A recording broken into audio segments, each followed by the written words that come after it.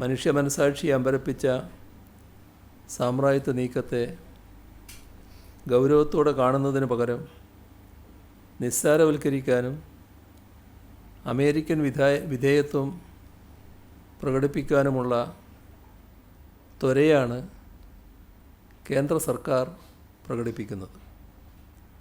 ഇത് സംബന്ധിച്ച വിദേശ മന്ത്രാലയത്തിൻ്റെ പ്രസ്താവനയിൽ അമേരിക്കയുടെ പേരുപോലും പരാമർശിക്കപ്പെട്ടില്ല.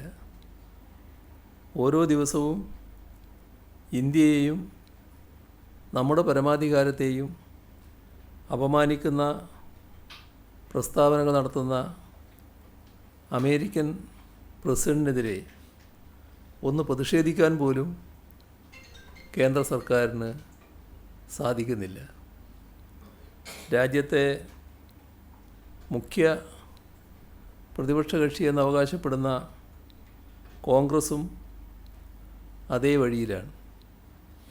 അമേരിക്കൻ പ്രസിഡന്റ് ഡൊണാൾഡ് ട്രംപ് ഇറക്കുമതി തീരുവ വീണ്ടും വീണ്ടും ഉയർത്തുമെന്ന് ഇന്ത്യയെ ഭീഷണിപ്പെടുത്തുമ്പോഴും അതേ ട്രംപിൻ്റെ പേരിൽ ഒരു റോഡ് തന്നെ ഉണ്ടാക്കാൻ മത്സരബുദ്ധി കാണിക്കുന്ന തെലങ്കാനയിലെ കോൺഗ്രസ് സർക്കാരിനെയും നാം കാണുകയാണ്.